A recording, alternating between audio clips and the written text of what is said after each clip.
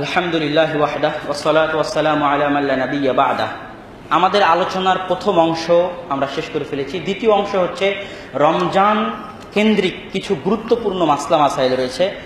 ফোনে এবং মেসেজের মাধ্যমে মানুষজন জিজ্ঞেস করে থাকে, অনেক আধুনিক কিছু মাসলা মাসাইল রয়েছে যেগুলো আমি আপনাদের সামনে খোলাসা করতে চাই। প্রথম হচ্ছে, রমজানের সিয়াম পালন না করলে একটা কাজা আদায় করা, একটা কাফফারা দেওয়া, একটা ফিদিয়া দেওয়া, কোনটা কখন দিবেন? কাফফারা হচ্ছে যে 60 দিন সিয়াম পালন করা বা 60টা মিসকিনকে খাওয়ানো বা গোলাম আজাদ করা। এই কাফফারাটা শুধুমাত্র দিনের বেলায় যদি কেউ স্ত্রীর সাথে সহবাস করে তখন, তাছাড়া অন্য ক্ষেত্রে কাফফারা নয়। এটা গেল কাফফারা। কাজা, কাজা কখন আদায় করবেন? কাজা মানে হচ্ছে যেই সিয়ামটা ভঙ্গ করেছেন সেই সিয়ামটা অন্য কোনো মাসে ওই সিয়ামটাই আদায় করা। একটা সিয়াম ভেঙেছেন তো একটাই আদায় করা, দুটা ভেঙেছেন তো দুটাই আদায় করা, এর নাম হচ্ছে কাজা।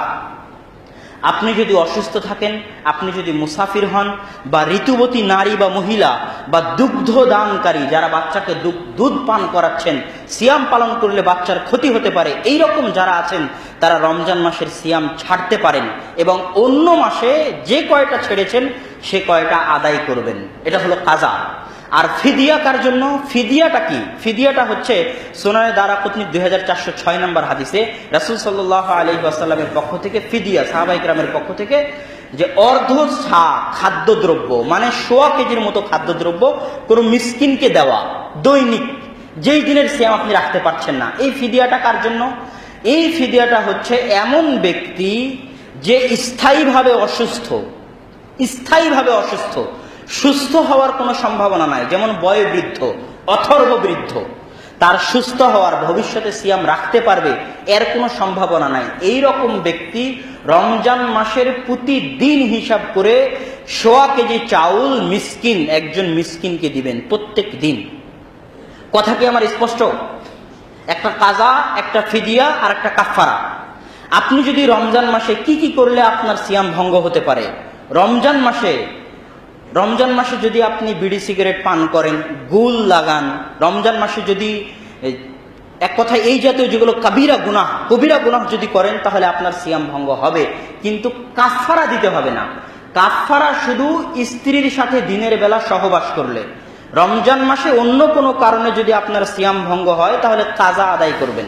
সম্মানিত উপস্থিতি, রমজানের সাথে আরো যেগুলো গুরুত্বপূর্ণ মাসলা, আমাদের কাছে অনেকেই ফোন করে বলে যে রমজান মাসে ইনহেলার, যারা ওই এজমা রোগী তারা ইনহেলারের মাধ্যমে শ্বাস অক্সিজেন নিতে পারবেন কিনা, বা টুথপেস্ট দিয়ে ব্রাশ করতে পারবেন কিনা, ইত্যাদি ইত্যাদি। এগুলোতে কোনো সমস্যা নাই, আপনি ইনহেলার নিতে পারবেন, টুথপেস্ট দিয়ে ব্রাশ করতে পারবেন। চোখের যদি কোনো ড্রপ থাকে চোখের ড্রপ নিতে পারবেন, কানের ড্রপ ডাক্তার যদি দেয় তাহলে কানের ড্রপও নিতে পারবেন। এইগুলো তো কোনো সমস্যা নেই, যতক্ষণ না কোনো শক্তিবর্ধক, যেগুলো আপনার শরীরে শক্তি বর্ধন করবে, এই জাতীয় কোনো ইনজেকশন বা এই জাতীয় কোনো ওষুধ বা কোনো দাওয়াই আপনি না নিচ্ছেন, ততক্ষণ পর্যন্ত কোনো সমস্যা নাই। যদি ইনজেকশন যেটা নিচ্ছেন ওটা শক্তিবর্ধক হয়, শক্তি বর্ধন করবে, খাদ্য যোগাবে, বা এই জাতীয় স্যালাইন, গ্লুকোজ জাতীয়, তাহলে সিয়াম আপনার ভেঙে যাবে। এই জিনিসটা খেয়াল রাখবেন যে সেটা শক্তিবর্ধক কিনা। তেমনি অনেকে ফোন করে জিজ্ঞেস করেন যে আমি সকাল করেছি অপবিত্র অবস্থায়, আমার উপর গোসল ফরজ, এমন সময় ফজরের আজান দিচ্ছে, আমি কি সিয়াম রাখবো?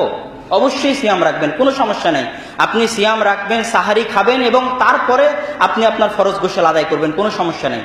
দিনের বেলা অনেকে ফোন করে জিজ্ঞেস করে, এই প্রশ্নটা অনেক আসে যে দিনের বেলা আমি সিয়াম ছিলাম, আমার স্বপ্নদোষ হয়ে গেছে, আমার কি রোজা ভেঙে যাবে? জি না, রোজা ভাঙবে না, কোনো সমস্যা নেই, আপনি সিয়াম জারি রাখবেন। এই জাতীয় আরো অনেক প্রশ্ন, যেমন এই প্রশ্নটা অনেকেই করেন যে বর্তমানে কিছু ঔষধ বের হয়েছে, যারা আমাদের মা এবং বোনেরা আছেন তারা ঋতু অবস্থায় সিয়াম রাখবেন না, কিন্তু এইরকম কিছু ঔষধ আছে যে ঋতুকে বন্ধ করা যায়, রক্তকে বন্ধ করে দেওয়া যায় ঔষধ খেয়ে, তারা কি সেই ঔষধ খেতে পারবেন? ওলামায়ে কেরাম ফতোয়া দিয়েছে যে হ্যাঁ, তারা সেই ঔষধ খেতে পারবেন। তবে আল্লাহ সুবহানাহু ওয়া তাআলার স্বাভাবিক নিয়ম হচ্ছে যে একজন মেয়ে ঋতুবতী অবস্থায় সিয়াম রাখবে না এবং রমজান পার হয়ে গেলে সে তার কাজা আদায় করবে। এর সাথে আরেকটা গুরুত্বপূর্ণ মাসলা বলে নিই, যে আমাদের দেশে কোরআন তেলাওয়াত করে বকশে দেওয়া হয়। ইসলামে যে ইবাদতগুলো রয়েছে সেই ইবাদতগুলো 3 ভাগে বিভক্ত।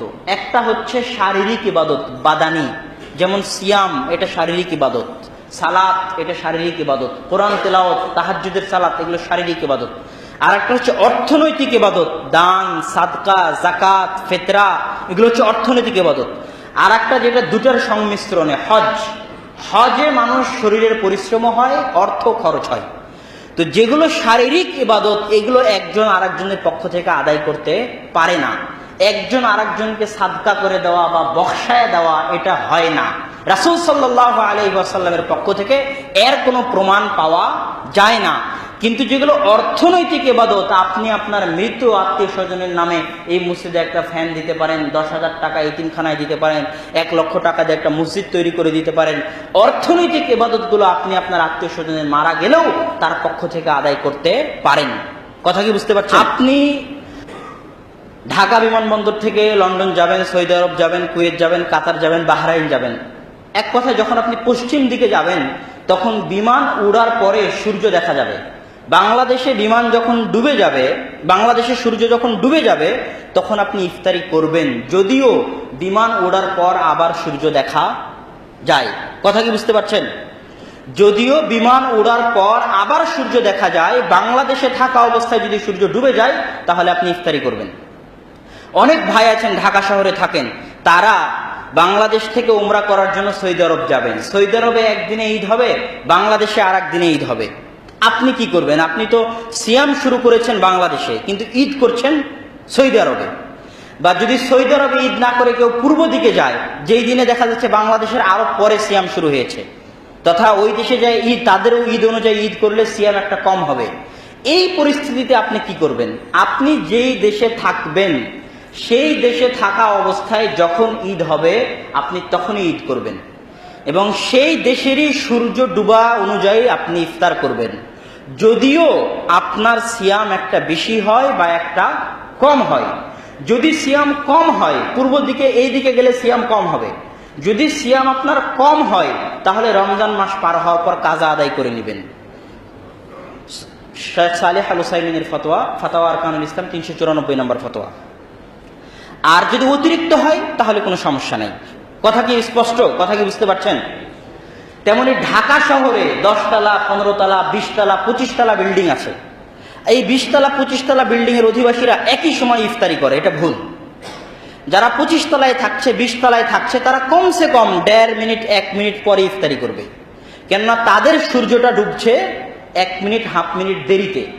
কথা কি আমার বুঝতে পারছেন? আর যারা নিচতলায় থাকছে, তারা স্বাভাবিক সময় অনুযায়ী ইফতারি করবে। এই জন্য যদি আপনি উঁচু বিল্ডিং এ থাকেন, তাহলে অবশ্যই খেয়াল রাখবেন, সিয়ামের, রমজানের সিয়াম ভাঙ্গার ক্ষেত্রে, ইফতারি করার ক্ষেত্রে সময়ের এই জিনিসটা খেয়াল রাখবেন।